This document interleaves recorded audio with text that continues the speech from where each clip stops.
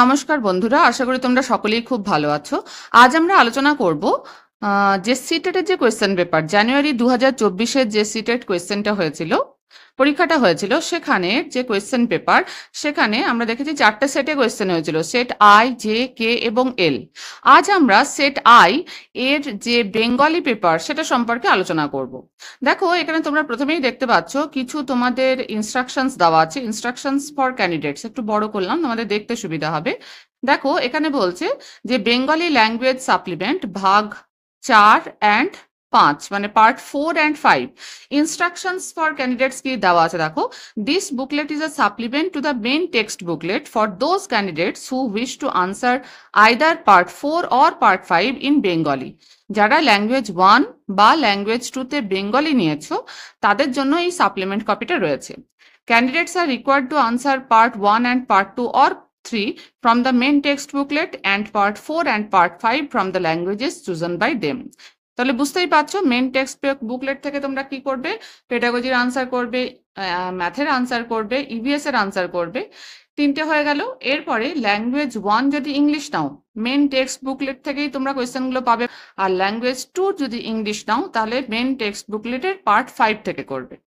এটা আরেকবার ব্যাপারটা বুঝিয়ে দিচ্ছি। দেখো, 3 নম্বর পয়েন্টে দেওয়া আছে, দেখো, questions on English and Hindi languages for part 4 and part 5 have been given in the main text booklet. যেটা বলতে চাইছিলাম, language supplement can be asked for separately. তাহলে হিন্দি বা ইংলিশ এর মধ্যে যদি ল্যাঙ্গুয়েজ 1 বা 2 নাও, সেটা মেন টেক্সট বুকলেটেই পাবে।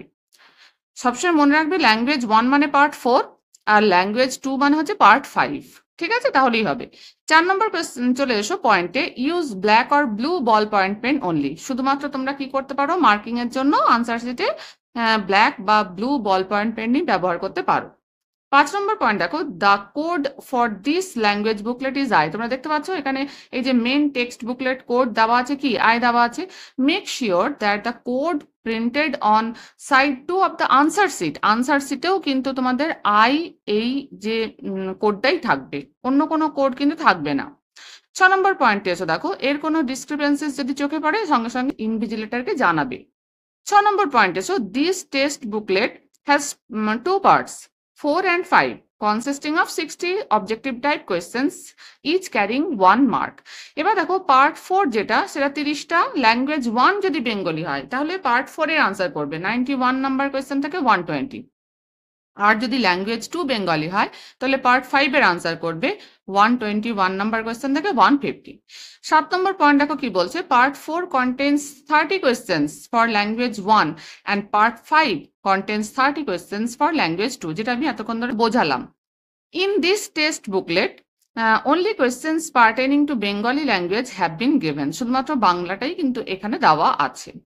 আচ্ছা, candidates are required to attempt questions in part 5 language 2 in a language other than the one chosen as language 1 in part 4 from the list of languages. ঠিক আছে, language 1 মানে part 4, language 2 মানে হচ্ছে part 5। 9 নম্বর পয়েন্টে চলে এসো, দেখো, rough work should be done only in the space provided in the text booklet for the same. যেখানে তোমাদের টেক্সট বুকলেটের যে পোর্শনে রাফ ওয়ার্কের জন্য একটা পেজ দেওয়া আছে, একটা বা দুটো পেজ, সেখানেই তোমরা রাফ ওয়ার্ক করতে পারো।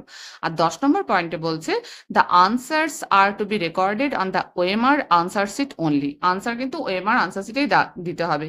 দেখা গেলো সব আনসার তোমরা টিক করলে ওএমআর খালি থেকে গেল, সেখানে কোনো মার্কস তোমরা পাবে না। এরপর দেখো, নিচে, এটা আমরা আগের দিনও আলোচনা করেছিলাম, নিচে পরীক্ষার্থীর নাম লিখতে হবে, name of the candidates capital লেটারে। এরপর রোল নাম্বার ফিগার্সে লিখতে হবে, এখানে ওয়ার্ডসে লিখতে হবে। সেন্টার অফ এক্সামিনেশন ক্যাপিটালে এখানে লিখবে যে কোথায় তোমরা পরীক্ষাটা দিচ্ছ, সেন্টার, এক্সামিনেশনের সেন্টার কোনটা। এখানে ইনভিজিলেটর সাইন করবে এই জায়গাটাতে। এবং এখানে দেখো, ক্যান্ডিডেটসের সিগনেচার ওপরে হলো, নিচে হচ্ছে সেন্টার সুপারিনটেন্ডেন্ট, তিনি সিগনেচার এবং স্ট্যাম্প এখানে দেবেন। তাহলে এই হলো ফার্স্ট পেজ। এবারে সেকেন্ড পেজে চলে আসে, দেখো, এখানেও কিন্তু কিছুগুলো ইনস্ট্রাকশন দেওয়া আছে।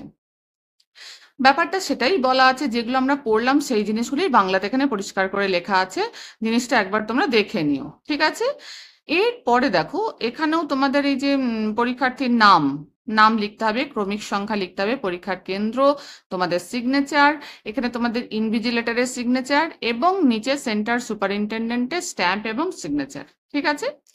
এরপরে দেখো, এরপরে বলছে যেসব পরীক্ষার্থী বাংলাকে ভাষা 1 হিসেবে নির্বাচিত করেছেন তারা অবশ্যই পার্ট 4 মানে ভাগ 4 91 to 120 নাম্বার কোয়েশ্চেনের উত্তর দেবেন। পরিষ্কার করে কিন্তু এখানে বলা আছে, ঠিক আছে, যে ল্যাঙ্গুয়েজ 1 মানে কোয়েশ্চেন নাম্বার 91 থেকে 120, আর ল্যাঙ্গুয়েজ 2 যাদের বাংলা তারা আনসার করবে কোয়েশ্চেন নাম্বার 121 থেকে 150। বোঝা গেল ব্যাপারটা?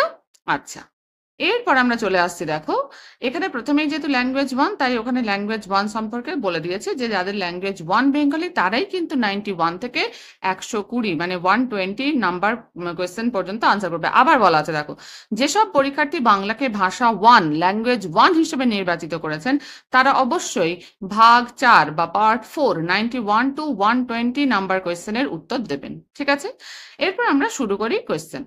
দেখো প্রথমেই কি থাকে যে আমরা জানি যে কম্প্রিহেনশন থাকে, তাহলে একটা তোমাদের প্যারাগ্রাফ দেওয়া আছে, তারপর কোয়েশ্চেন দেওয়া আছে। তাহলে প্রথমেই নিয়ম কি, আমরা প্রথমেই ফার্স্ট কোয়েশ্চেন দেখে পড়তে শুরু করব।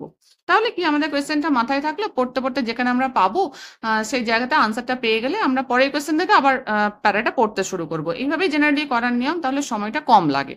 এবারে খেয়াল করো যে যখন আমরা পড়বো তখন আমরা কিন্তু যে পয়েন্টগুলো আমাদের মনে হবে ইম্পর্টেন্ট, যে ওয়ার্ডগুলো, সেগুলো তাহলে আন্ডারলাইন করে রাখবো। তাহলে কোয়েশ্চেন নাম্বার প্রথমেই শুরু করি। 91 কি বলেছে দেখো, প্রাচীন কাল থেকে বঙ্গ সমাজে পয়লা বৈশাখের দিন বিভিন্ন নামে উৎসব পালিত হয়, সেগুলো কি কি? তাহলে পয়লা বৈশাখের যে দিনটা সেটা বিভিন্ন নামে বঙ্গ সমাজে উৎসব পালিত হয়, সেগুলো কি কি আমরা পড়তে শুরু করি। এবার দেখো তাহলে বুঝতে পারবে।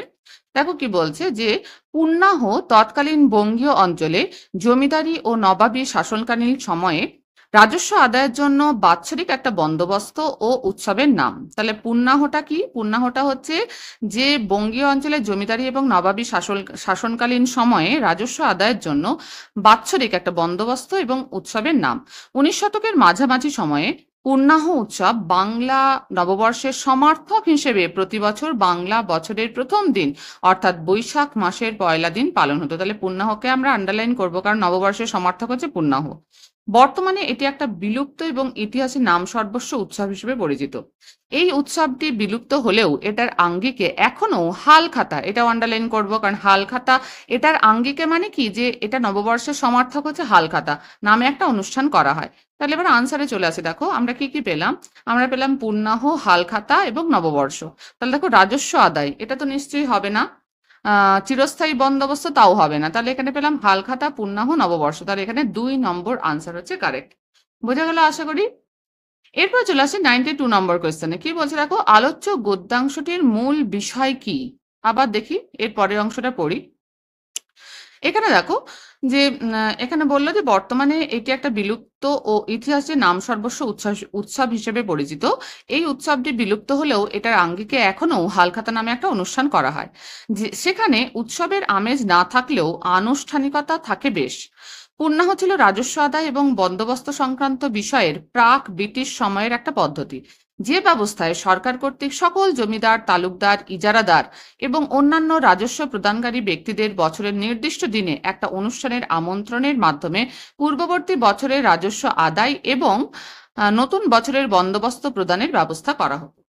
চিরস্থায়ী বন্দোবস্ত বিলোপ সাধনের পাশাপাশি পুন্নাহ উৎসবের বিলুপ্তি ঘটে। আচ্ছা, এই পুন্নাহ উৎসবের দিনে উপস্থিত বিরাট প্রজামণ্ডলীকে উদ্দেশ্য করে রবীন্দ্রনাথ বলেছিলেন, এই মিলন উৎসবে পরস্পরে ভেদ সৃষ্টি করে মধুর সম্পর্ক নষ্ট করে দেওয়া চলবে না। প্রিয় প্রজারা, তোমরা সব পৃথক আসন, পৃথক ব্যবস্থা সব সরিয়ে দিয়ে একসঙ্গে বসো, আমিও বসবো, আমি তোমাদেরই লোক। সেদিন অপমানিত নায়েব গোমস্তার দল সবিস্ময়ে ঘুরে দাঁড়িয়ে দেখেছিলেন রবীন্দ্রনাথের আহ্বানে হিন্দু মুসলমান প্রজারা প্রকাণ্ড হলঘরের সব চাদর, সব চেয়ার নিজেরাই সরিয়ে দিয়ে ঢালা ফরাসের উপর বসে পড়ল। মাঝখানে বসলেন রবীন্দ্রনাথ, সে এক অপরূপ দিব্য মূর্তি। প্রজারা মুগ্ধ হয়ে দেখল তাদের বাবু মশাইকে। হ্যাঁ, এই রবীন্দ্রনাথ অন্য রবীন্দ্রনাথ, যিনি অক্সফোর্ডে রিলিজিয়ান অফ ম্যান নিয়ে বক্তৃতা দিয়েছেন, তিনিই পদ্মার চরে আলু চাষে মগ্ন হয়েছেন। যিনি হিজলি হত্যাকাণ্ডের প্রতিবাদে জ্বালাময়ী ভাষণ দিয়েছেন, তিনিই কুষ্টিয়ায় আখের কল খুলেছেন। যিনি বার্নার্ড শ এবং রমা রলার সঙ্গে নিভৃত আলোচনা করেছেন সত্য সুন্দর নিয়ে, তিনিই কফিলউদ্দিন আহমেদ বা জালাউদ্দিন শেখের সঙ্গে ধান খেতে পোকা মারার পদ্ধতি নিয়ে ঘন্টার পর ঘন্টা ব্যয় করেছেন। যিনি শালবীথিতে হাঁটতে হাঁটতে গুনগুন সঙ্গীত রচনায় বা শ্যামলীর বারান্দায় কবিতা সৃষ্টিতে মগ্ন, কিংবা মন্দিরে উপাসনার আচার্য, তিনি চাষিদের প্রভিডেন্ট ফান্ড, কৃষি ব্যাংক তৌজি, আদায়, তহসিল, মামলা মোকদ্দমা নিয়ে ব্যতিব্যস্ত। যিনি গেয়েছেন আমার সকল দুঃখের প্রদীপ জেলে দিবস গেলে করব নিবেদন, তিনিই বলেছেন অন্ন চায়, প্রাণ চায়, আলো চায়, চাই মুক্ত বায়ু, চাই বল, চাই স্বাস্থ্য, আনন্দ উজ্জ্বল পরবায়ু।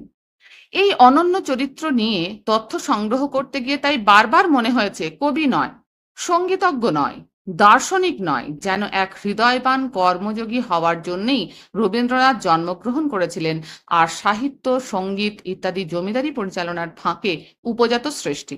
এই লাইনটা কিন্তু দাগ দিতে হবে। কেন দেখো, এখানে পরিষ্কার লেখা হয়েছে যে এখানে রবীন্দ্রনাথ কবি নন, সঙ্গীতজ্ঞ নন, দার্শনিক নন, যেন একজন হৃদয়বান কর্মযোগী হওয়ার জন্যই রবীন্দ্রনাথ জন্মগ্রহণ করেছিলেন। তাহলে আমরা কোয়েশ্চেনে আসি। দেখো এখানে কি হচ্ছে, আলোচ্য গদ্যাংশটির মূল বিষয় কি? কবি রবীন্দ্রনাথ, এখানে বলছে কবি নয়। দার্শনিক রবীন্দ্রনাথ, তাও নয়। সঙ্গীতজ্ঞ রবীন্দ্রনাথ, তাও নয়। ইনি হচ্ছেন মানব প্রেমী রবীন্দ্রনাথ। তাহলে আমরা বুঝতে পারছি 92 এর 4 নাম্বার আনসার কারেক্ট। ঠিক আছে, এরপর 93-তে আসি। দেখো এখানে রবীন্দ্রনাথের কিরূপ মানসিকতার প্রকাশ ঘটেছে? ব্যবসায়ী দৃষ্টিভঙ্গি সম্পন্ন, শিল্পী মনোভাবা সম্পন্ন, উদার কর্মী মনোভাবাপন্ন এবং বিদেশ প্রীতি সম্পন্ন। এটাও আনসার পেয়ে গেলাম আমরা। এই ওয়ার্ডটা কিন্তু লেখা আছে, দেখো উদার কর্মী মনোভাবাপন্ন। তাহলে 93 এর আনসার হয়ে গেল কত? 3। এরপরে কোয়েশ্চেনে আসি 94। যিনি অক্সফোর্ড রিলিজিয়ন অফ ম্যান নিয়ে বক্তৃতা দিয়েছেন, তিনি পদ্মার চরে আলু চাষে মগ্ন হয়েছেন। কোন শ্রেণীর বাক্য? দেখো আমরা জানি সরল বাক্য মানে সেখানে কি হয়, একটাই কর্তা, একটাই ক্রিয়া, একটাই কর্ম থাকে, তাই তো? জটিল বাক্যের ক্ষেত্রে যিনি, তিনি এইভাবে কিন্তু দুটো অংশ যুক্ত থাকে। যৌগিকের ক্ষেত্রে আমরা জানি এবং ও দিয়ে দুটো সেন্টেন্স যুক্ত থাকে, দুটো আলাদা আলাদা সরল বাক্য যুক্ত থাকে ও এবং ইত্যাদি দিয়ে। আর মিশ্র বাক্য, তাই তো? তাহলে এখানে দেখো, যিনি অক্সফোর্ড রিলিজিয়ন অফ ম্যান বক্তৃতা দিয়েছেন, তিনি পদ্মার চরে আলু চাষে মগ্ন হয়েছেন। তাহলে যিনি, তিনি দিয়ে যুক্ত আছে মানে এটা নিশ্চয়ই জটিল বাক্য হবে। তাহলে 94 এর আনসার হচ্ছে 2। এরপরে আমরা আছি 95 নাম্বার কোয়েশ্চেনে। জমিদারি বস্তুটা কি সে সম্পর্কে তার মনে অস্পষ্টতা ছিল না। অর্থ অবিকৃত রেখে বাক্যটিকে অস্তর্থক নির্দেশক বাক্যে রূপান্তরিত করলে সঠিক রূপটি হবে। তাহলে অস্তর্থক নির্দেশক বাক্যে রূপান্তরিত করতে হবে। অস্তর্থক মানে হ্যাঁ বাচক। তাহলে দেখো জমিদারি বস্তুটা কি সে সম্পর্কে তার মনে, এই নাটাকে ঘোচাতে হবে। তাহলে অস্পষ্টতা ছিল না, এর অর্থই হচ্ছে স্পষ্টতা ছিল। তাহলে অর্থ অবিকৃত থাকছে এবং বাক্যটা অস্তর্থক বাক্যে পরিণত হচ্ছে। দেখো সেটাই আনসার হবে। জমিদারি বস্তুটা কি সে সম্পর্কে তার মনে স্পষ্টতা ছিল। তাহলে আমরা দেখতে পাচ্ছি 95 এর 1 এই আনসারটাই কিন্তু কারেক্ট। কারণ 2 নম্বরে দেখো না আছে, তো এটা তো অস্তর্থক বাক্য হলো না। এবারে অস্পষ্টতা ছিল, তাহলে অর্থটা চেঞ্জ হয়ে যাচ্ছে। অস্পষ্টতা ছিল না, 3 নম্বর অপশনে আছে অস্পষ্টতা ছিল, তাহলে এটাও হবে না। আজ এখানে দেখো 4 নম্বরে স্পষ্টতা বিশেষ ছিল না, তাহলে এটাও কিন্তু না সূচক বাক্য হচ্ছে, তাহলে এটা অস্তর্থক বাক্য হচ্ছে না। তাহলে আমাদের আনসার হলো 95 এর এ। অর্থ একই থাকছে এবং অস্তর্থক বাক্য হচ্ছে যে জমিদারি বস্তুটা কি সে সম্পর্কে তার মনে অস্পষ্টতা ছিল না, অর্থাৎ অর্থ একই রাখতে গেলে আমাদের বলতে হবে স্পষ্টতা ছিল, 1 নম্বর আনসার, এবং এটা অস্তর্থক বাক্য। 96 নম্বর কোয়েশ্চেনে চলে আসি। দেখো অন্ন চাই, প্রাণ চাই, আলো চাই, চাই মুক্ত বায়ু, চাই বল, চাই স্বাস্থ্য, আনন্দ উজ্জ্বল পরমায়ু। বিবৃতিতে বিশেষ্যের সংখ্যা কয়টি? দেখো বিশেষ্য কয়টা রয়েছে। অন্ন এটা একটা বিশেষ্য, প্রাণ বিশেষ্য, আলো বিশেষ্য, এছাড়া হচ্ছে মুক্ত বায়ু বিশেষ্য, বল, স্বাস্থ্য, আনন্দ উজ্জ্বল পরমায়ু। তার আমরা দেখতে পাচ্ছি এখানে বিশেষের সংখ্যা হচ্ছে 7টি। তাহলে এখানে আনসার 3 হচ্ছে কারেক্ট। 96 3 নম্বর আনসার হচ্ছে কারেক্ট। 97-এ এসো। আমি তোমাদেরই লোক। রবীন্দ্রনাথের এই উক্তিতে তোমাদের বলতে কাদের কথা তিনি বলেছেন? জাতি ধর্ম নির্বিশেষে প্রজামণ্ডলীর কথা, জাতি ধর্ম নির্বিশেষে নায়েব গোমস্তাদের কথা, কেবল হিন্দু প্রজাদের কথা, কেবল মুসলমান প্রজাদের কথা।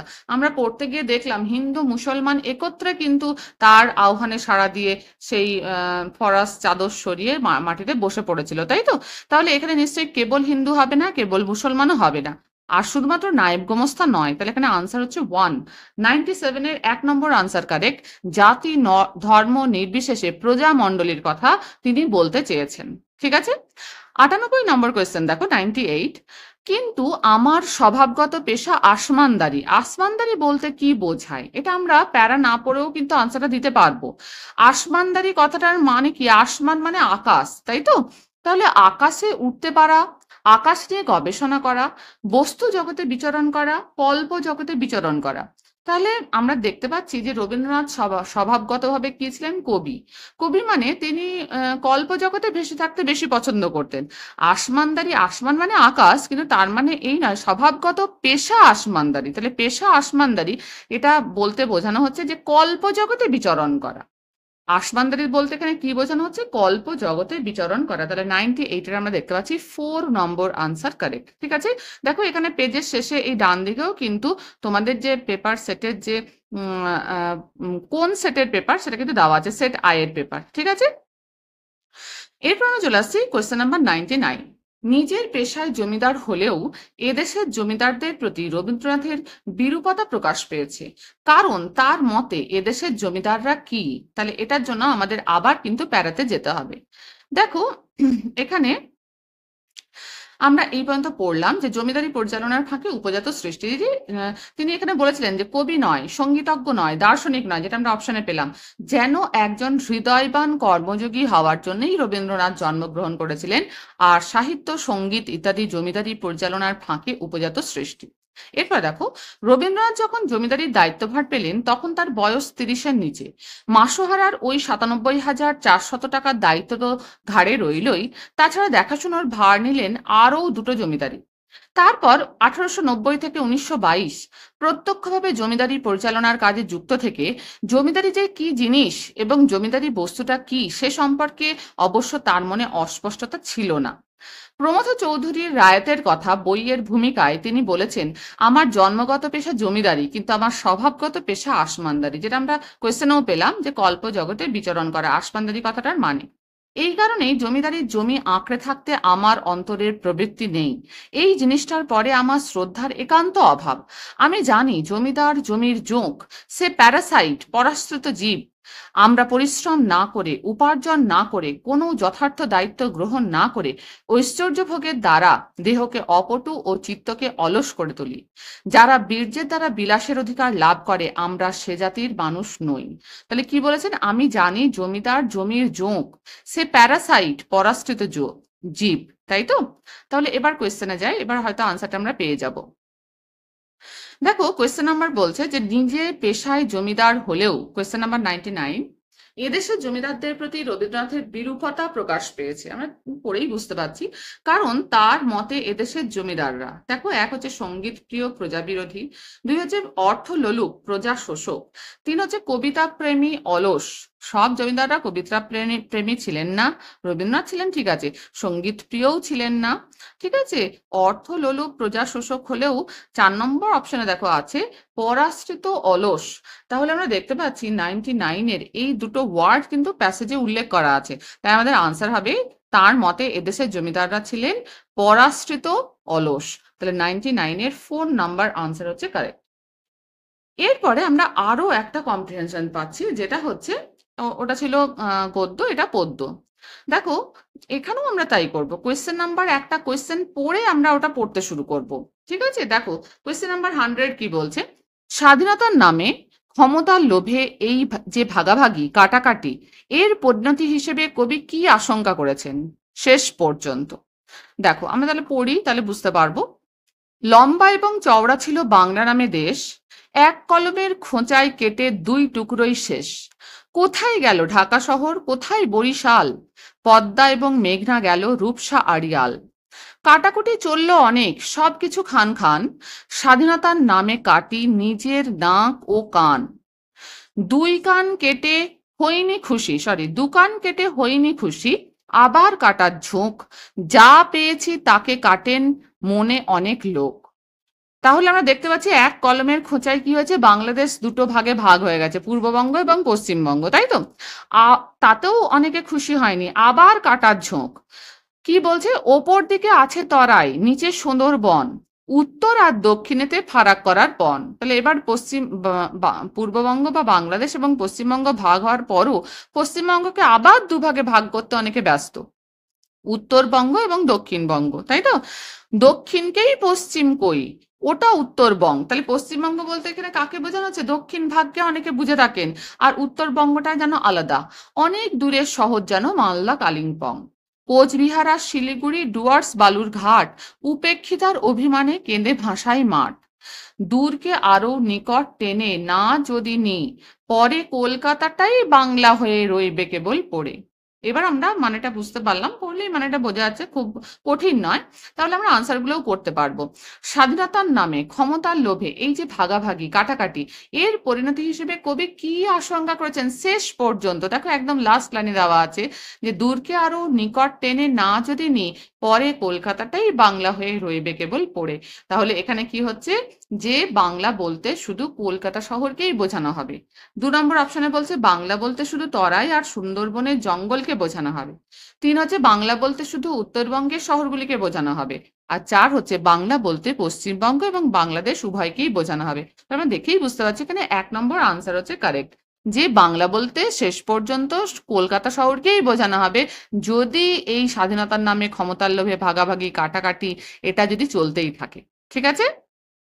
কোয়েশ্চেন নাম্বার 101 দেখো, স্বাধীনতা শব্দটি কোন সন্ধির উদাহরণ?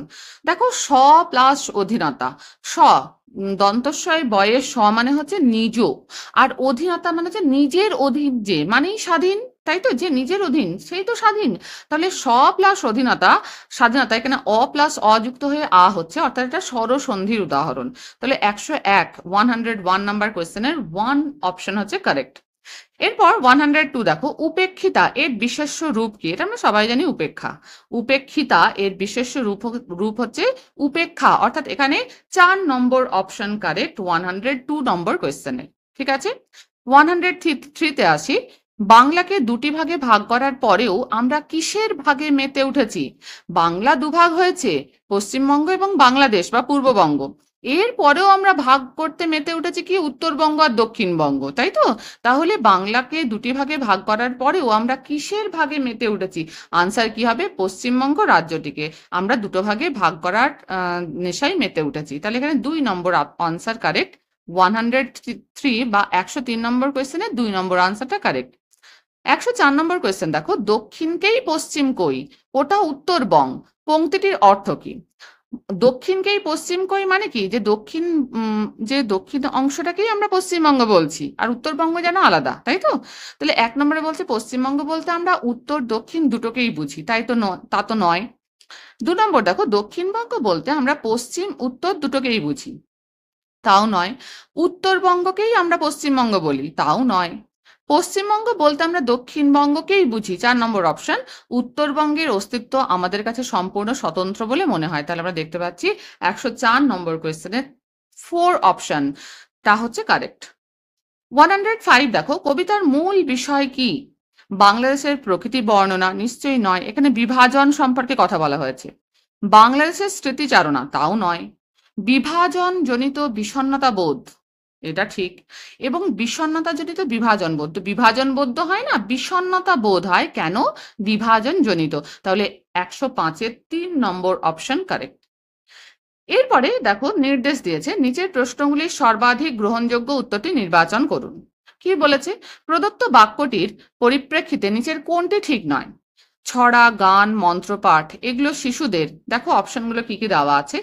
1 বলেছে যে শব্দ তালিকা বিস্তারের পন্থা। 2 হচ্ছে শব্দ মুখস্থ এবং বাক্য গঠনের পন্থা। তাহলে ছড়া, গান, মন্ত্রপাঠ এগুলো শিশুদের শব্দ তালিকা বিস্তারের পন্থা, এটা ঠিক। তবে শব্দ মুখস্থ এবং বাক্য গঠনের পন্থা, বাক্য গঠন এটা ঠিক নয়। উচ্চারণ অভ্যাসের পন্থা, হ্যাঁ, ছড়া গান যখন বলা হচ্ছে পরিষ্কার উচ্চারণ করে বলা হচ্ছে, তাহলে উচ্চারণ অভ্যাস নিশ্চয়ই এখানে হচ্ছে। 4 হচ্ছে অভিব্যক্তির প্রকাশ এবং বাক্যের ছন্দের বিকাশমূলক পন্থা। তাহলে অভিব্যক্তির প্রকাশ পাচ্ছে সেটা তো ঠিকই, কিন্তু বাক্যের ছন্দ বিকাশ যে ছড়া গান মন্ত্রপাঠের মাধ্যমেই হয় তাও বলা যেতে পারে না। তাহলে এখানে কিন্তু একদম টু দা পয়েন্ট আনসার হচ্ছে 2 অপশন। যে ছড়া, গান, মন্ত্রপাঠ শিশুদের শব্দ মুখস্থ এবং বাক্য গঠনের পন্থা, এটা ঠিক নয়। কিন্তু আমাদের যে অরিজিনাল যে আনসার কি, সেখানে 2 এবং 4 দুটোকেই কারেক্ট বলা হয়েছে, মানে এই দুটোই ঠিক নয়। ছড়া, গান, মন্ত্রপাঠ শিশুদের 2 এবং 4 নম্বর অপশন শব্দ মুখস্থ এবং বাক্য গঠনের পন্থা, এটাও ঠিক নয়। আর অভিব্যক্তির প্রকাশ এবং বাক্যের ছন্দের বিকাশমূলক পন্থা, এটাও ঠিক নয়। এটা অফিসিয়াল আনসার কিতে দেওয়া আছে। কিন্তু আমার মতে 2 নম্বর অপশন এখানে কারেক্ট হওয়ার কথা, যে শব্দ মুখস্থ এবং বাক্য গঠনের পন্থা হচ্ছে ছড়া, গান, মন্ত্রপাঠ, এটা ঠিক নয়। এটার মধ্যে কিছুটা হলেও অভিব্যক্তির প্রকাশ পায় এবং ছন্দ সম্পর্কেও বাচ্চারা কিছুটা হলেও জানতে শেখে। যাই হোক, ঠিক আছে, এখানে অফিসিয়াল আনসার ক্ষেত্রে 2 এবং 4 দুটো আনসারকেই কারেক্ট বলা হচ্ছে 106 নম্বর কোয়েশ্চেনের। এরপর 107 নম্বর কোয়েশ্চেনে আসি। দেখো, প্রাথমিক স্তরের লাইব্রেরি ব্যবহার সম্পর্কে নিচের কোনটি ঠিক নয়? দেখো, এগুলো কমন সেন্স, আমরা এগুলো নিজে নিজেই বলতে পারি। লাইব্রেরি কখনো বই সংগ্রহের স্থান হিসেবে দেখা উচিত নয়, বরং দেখো, লাইব্রেরি তো নিশ্চয়ই বই সংগ্রহের স্থান। আরো কি করা যেতে পারে? শিশু সাহিত্যের বিভিন্ন দিকে শিক্ষার্থীকে উন্মোচিত করা যেতে পারে, এটা তো ঠিক। বই নিয়ে ব্যস্ত থাকার জন্য একটা সক্রিয় পরিবেশ হিসেবে লাইব্রেরিকে দেখা যেতে পারে, এটাও ঠিক। লাইব্রেরিতে শিক্ষকেরা এবং বয়স্করা পঠন আচরণের আদর্শ হতে পারেন, এটাও ঠিক।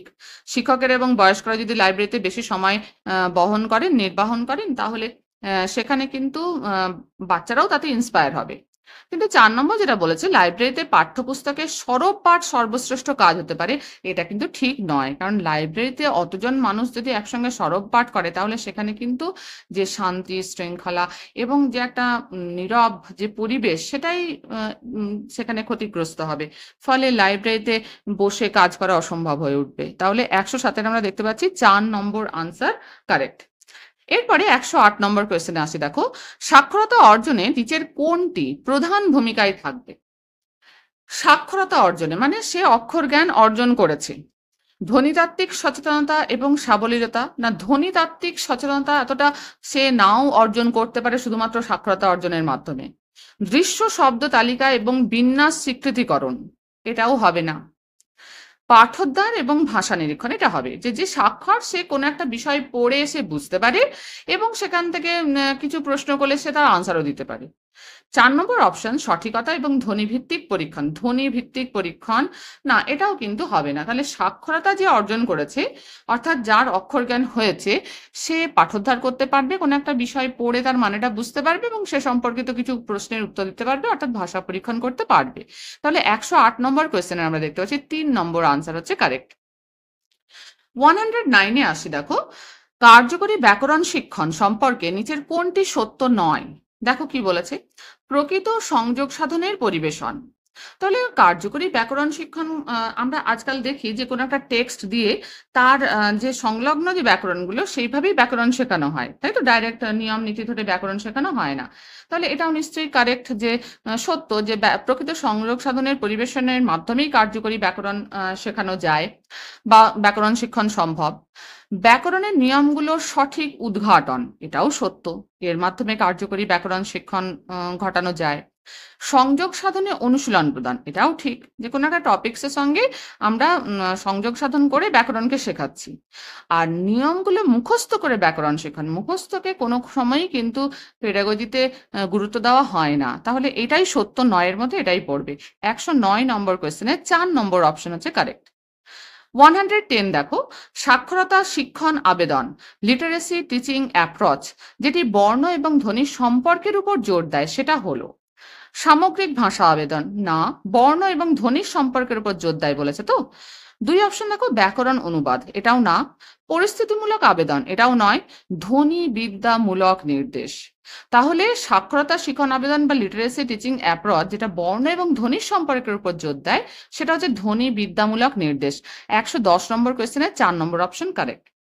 এরপর আমরা আসি 111 নম্বর কোয়েশ্চেন। দেখো, তৃতীয় শ্রেণীর একজন শিক্ষক তার শিক্ষার্থীদের পার শব্দটি ব্যবহারের যোগ্যতা প্রদর্শন করে, অর্থাৎ পার শব্দটা কিভাবে ব্যবহার করা যায় সেটা সম্পর্কে টিচার বললেন শিক্ষার্থীদের। তাদের সঙ্গীদের 5টি করে প্রশ্ন করার নির্দেশ দিলেন এবং শিক্ষার্থীদের বললেন যে 5টা করে এই পারো শব্দটা দিয়ে তোমরা কোয়েশ্চেন করো। পার নয়, এটা পারো। যেমন, তুমি কি সাঁতার কাটতে পারো? এই ধরনের প্রক্রিয়ার উদ্দেশ্য কি? মৌখিক সাবলীলতা অনুশীলন, নিয়ন্ত্রিত মৌখিক অনুশীলন, মুক্ত বাচন ক্রিয়া আর নিষ্ক্রিয় শ্রবণ। নিষ্ক্রিয় শ্রবণ মানে কোনো একটা বাচ্চা শুনে যাচ্ছে কিন্তু তার হয়তো মানেও বুঝতে পারছে না। মুক্ত বাচন ক্রিয়া মানে কোনো একটা টপিকস দিয়ে দেওয়া হলো, বাচ্চা সে সম্পর্কে নিজের মতামত অনুযায়ী 10-12টা সেন্টেন্স নিজের মতন করে বলে গেল, এটা মুক্ত বাচন ক্রিয়া। নিয়ন্ত্রিত মৌখিক অনুশীলন মানে কোনো একটা প্রশ্ন করা হচ্ছে আর সেখানে শিক্ষার্থী উত্তর দিচ্ছে এবং উত্তর দেওয়ার সময় শিক্ষক কি করছেন সেটাকেও কিন্তু নিয়ন্ত্রিত করছেন, অর্থাৎ তার ঠিক ঠিক বা ভুল ব্যাপারটাকে তিনি নির্দেশ করছেন, এটা নিয়ন্ত্রিত মৌখিক অনুশীলন। আর মৌখিক সাবলীলতা অনুশীলন হচ্ছে কি, যে এখানে কিন্তু নিজের মতন করে বলছে। তাহলে দেখো এখানে শিক্ষক প্রথমেই পারো শব্দটা সম্পর্কে জানিয়ে শিক্ষার্থীদের বলেছে যে 5টা সেখানে প্রশ্ন করতে পারো দিয়ে, তাহলে তার মাঝখানে তিনি তো ইন্টারাপ্ট করছেন না আর। তাহলে এটা মৌখিক সাবলীলতা অনুশীলন। এর এই ধরনের প্রক্রিয়ার উদ্দেশ্য হচ্ছে মৌখিক সাবলীলতা অনুশীলন, এটা কারেক্ট হবে, অর্থাৎ 111 নম্বর কোয়েশ্চেনের 1 নম্বর অপশন হচ্ছে কারেক্ট। এরপর আসে 112 নম্বর কোয়েশ্চেন। দেখো, তৃতীয় স্তরের একজন শিক্ষিকা তার শ্রেণীতে একটি পঠন কোণ তৈরি করার ইচ্ছা প্রকাশ করেন।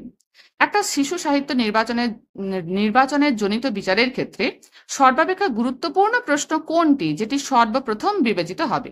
তাহলে একটা শিশু সাহিত্য নির্বাচন করবেন টিচার, তাহলে সেক্ষেত্রে কোন ব্যাপারটা গুরুত্ব সবচেয়ে বেশি?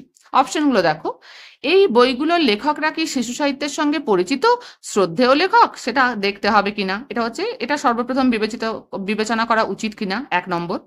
2 হচ্ছে বইগুলি কি শ্রেণীর অধিকাংশ শিক্ষার্থীদের ব্যক্তিগত পঠন স্তরের উপযোগী করে লেখা, এটা সর্বপ্রথম বিবেচিত হওয়া উপযুক্ত কিনা। 3 হচ্ছে তৃতীয় স্তরের পঠন পাঠ্যক্রমের উদ্দেশ্যগুলো বোঝাতে এই বইগুলি কি সাহায্য করবে। আর 4 হচ্ছে একাধিক নির্দেশমূলক প্রসঙ্গে এই বইগুলি কি ব্যবহারের উপযুক্ত হবে।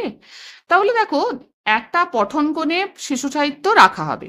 এখানে সব থেকে বেশি যেটা বিবেচনা করতে হবে সেটা হচ্ছে যে শিশু সাহিত্যটা আমরা রাখবো, বাচ্চারা সেটা ব্যবহার করবে, তাহলে তার যে লেখক তিনি শিশু সাহিত্যের সুপরিচিত এবং শ্রদ্ধেয় লেখক কিনা, এটাই হচ্ছে কিন্তু সর্বপ্রথম বিবেচিত হওয়ার মতো প্রশ্ন। তাহলে 112 নম্বর কোয়েশ্চেনে আমরা দেখতে পাচ্ছি 1 নম্বর আনসারটা হচ্ছে কারেক্ট। এরপর 113 নম্বর প্রশ্নে আসি, কোন পদ্ধতিটি বাস্তব জীবনের পরিপ্রেক্ষিতে শিক্ষার্থীর ভাষা ব্যবহারের প্রধান উদ্দেশ্যের উপযোগী পরিবেশ সৃষ্টি করে? দেখো, সহজাত আবেদন, সংযোগকারী আবেদন, প্রত্যক্ষ পদ্ধতি এবং শ্রাব্য ভাষাতাত্ত্বিক পদ্ধতি।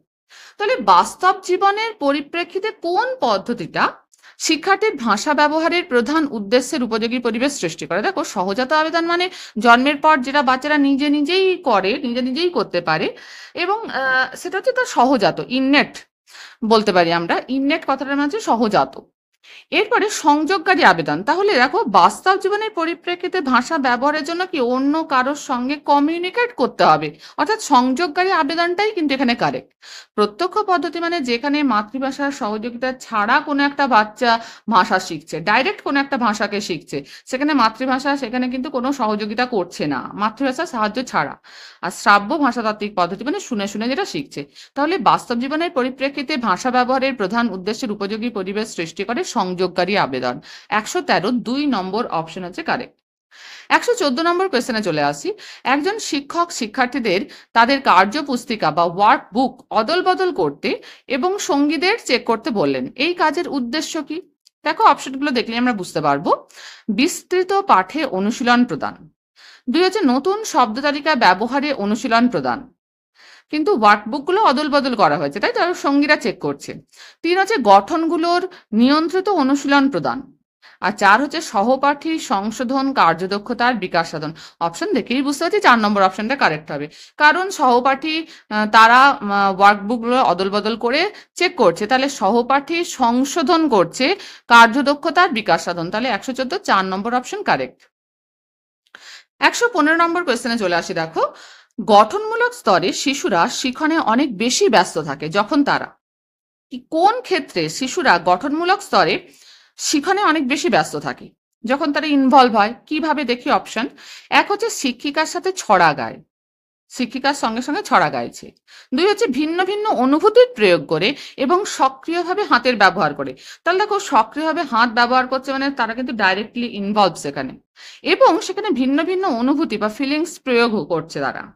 3 নম্বর, দেখো তারা তাদের খাতায় অক্ষরগুলো নকল করে অথবা লেখে, এখানে শুধুমাত্র নকল করছে, দেখে দেখে লিখছে। 4 হচ্ছে সূক্ষ্ম স্নায়বিক দক্ষতার বিকাশ সাধনই একমাত্র লক্ষ্য থাকে। তো স্নায়বিক দক্ষতার বিকাশ সাধন তো হাতে কলমে কাজের মধ্য দিয়েই হয়, কিন্তু 2 নম্বর অপশন দেখো, হাতে কলমে কাজের সক্রিয়ভাবে হাত তো ব্যবহার করছেই, তার সঙ্গে ভিন্ন ভিন্ন অনুভূতিও প্রয়োগ করছে। তাহলে এখানে তারা সব থেকে বেশি অ্যাক্টিভ রয়েছে, তাই তারা শিখনে সব থেকে বেশি ব্যস্ত থাকছে। তাহলে এখানে 115 2 নম্বর অপশন হচ্ছে কারেক্ট। এরপর আমরা 116 নম্বর কোয়েশ্চেনে চলে আসি। দেখো 116 নম্বর কোয়েশ্চেন বলছে, পঞ্চম শ্রেণীর একটা ছাত্র বলল, আমি আমার কাজটি নির্ভুল হওয়ার জন্য শিক্ষকের কাছে জমা দেওয়ার আগে চূড়ান্ত বিচার করলাম। তাহলে নির্ভুল হওয়ার জন্য জমা দেওয়ার আগে যে চেক করা, সেটাকে জেনারেলি কি বলা হয় বলো তো? Proof reading. দেখি কি বলেছে, শিক্ষার্থীরা লিখনের কোন স্তরে এই কাজ করেছে? খসড়া নির্মাণ। খসড়া নির্মাণ মানে প্রথম যে লেখাটা তৈরি করা হয়, ড্রাফটিং যেটাকে বলে। 2 হচ্ছে পুনঃ খসড়া নির্মাণ, কোনো কারণে ভুল হলে আবার সেটাকে রিড্রাফটিং করা হয়। 3 হচ্ছে প্রুফ রিডিং। প্রুফ রিডিং মানে হচ্ছে যে জমা দেওয়ার আগে ভালো করে জিনিসটা চেক করে নেওয়া যে কোথাও কোনো ভুল আছে কিনা। আর 4 হচ্ছে সহপাঠী মূল্যায়ন বা পিয়ার ইভালুয়েশন, মানে যে সহপাঠীরা পরস্পরের সঙ্গে বিনিময় করে নিজেদের কাজের এবং একে অপরেরটা মূল্যায়ন করে। তাহলে এখানে আমরা দেখেই বুঝতে পারছি এটা হবে কি? Proof reading. তাহলে 116 নম্বর কোয়েশ্চেনের 3 নম্বর আনসার কারেক্ট। 117 নম্বর কোয়েশ্চেনে আসি। দেখো, কোন আবেদন বা পদ্ধতিটি একটা ভাষা শ্রেণীতে আঞ্চলিক ভাষা ব্যবহারে শিক্ষার্থীদের উৎসাহিত করে না? দেখো কি বলছে, সহজাত আবেদন, অর্থাৎ সে জন্মগতভাবে যা শিখেছে সেইভাবেই সেটাকে ব্যবহার করছে। সংযোগ সাধনকারী আবেদন, পরিবেশের পরিপ্রেক্ষিতে বাস্তবের সঙ্গে কমিউনিকেট করার ক্ষেত্রে ব্যবহার করছে, তাহলে এটাও লাগে। প্রত্যক্ষ পদ্ধতি, এখানে কিন্তু মাতৃভাষার কোনো অবদান নেই, ডাইরেক্ট কোনো একটা ভাষা তারা শেখে। আর শ্রাব্য ভাষাতাত্ত্বিক পদ্ধতি, শুনে শুনে সেটাকে আয়ত্ত করে ভাষাটাকে বলতে শেখে বা ভাষাটা শেখে। তাহলে এখানে কোয়েশ্চেনটা ভালো করে পড়ো, কোন আবেদন বা পদ্ধতিটি একটি ভাষা শ্রেণীতে আঞ্চলিক ভাষা ব্যবহারে উৎসাহিত করে না? তাহলে নিশ্চয়ই এটা প্রত্যক্ষ পদ্ধতি হবে। তাহলে আনসার হচ্ছে 117 3 নম্বর অপশন হচ্ছে কারেক্ট। 118 নম্বর কোয়েশ্চেনে এসো। দেখো, একজন শিক্ষক তার দ্বিতীয় শ্রেণীর শিক্ষার্থীদের জন্য বিভিন্ন ধরনের শিক্ষণ উপাদান বা টিএলএম, টিচিং লার্নিং মেটেরিয়াল সংগ্রহের পরিকল্পনা করলেন। নিচের কোনটি শিক্ষণ উপাদান নির্বাচনের সঠিক পন্থা নয়? দেখো এখানে অপশন কি কি আছে। 1 নম্বর অপশন বলছে, নির্বাচিত উপাদানগুলো অবশ্যই সেই আয়ুষ্মা শিশুদের জন্য আকর্ষণীয় ও নিরাপদ হবে। এটা তো নিশ্চয়ই নির্বাচনের সঠিক পন্থা। নির্বাচিত উপাদানগুলি অবশ্যই আগ্রহ সহকারে আবিষ্কার এবং অনুসন্ধান করতে শিশুদের পর্যাপ্ত সুবিধা প্রদান করবে, এটাও সঠিক পন্থা।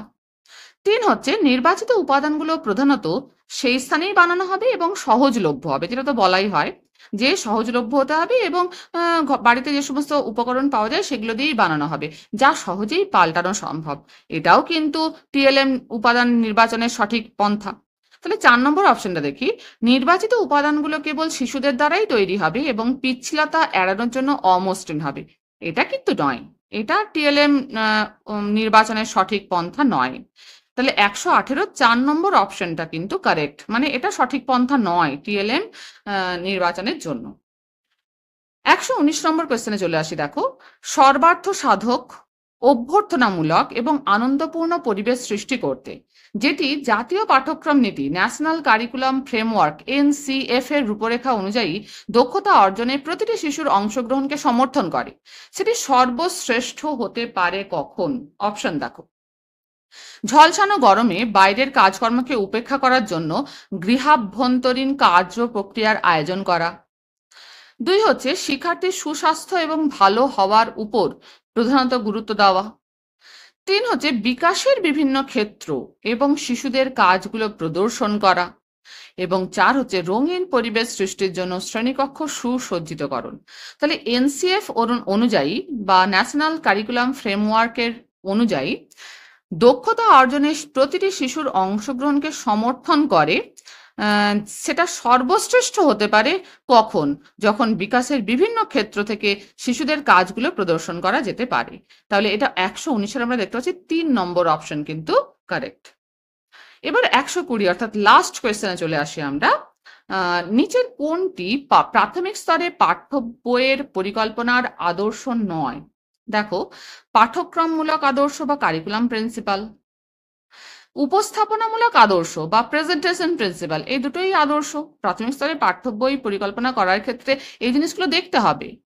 বাস্তব আদর্শ বা কংক্রিট প্রিন্সিপাল, আর প্রযুক্তিগত আদর্শ বা টেকনোলজি প্রিন্সিপাল। প্রযুক্তিগত আদর্শও দরকার কোন একটা বিষয়কে সহজভাবে উপস্থাপনের জন্য, কিন্তু প্রাথমিক স্তরে একদম প্রাইমারি লেভেলে পাঠ্য বই পরিকল্পনার জন্য বাস্তব আদর্শ বা কংক্রিট প্রিন্সিপাল এটা আদর্শ নয়।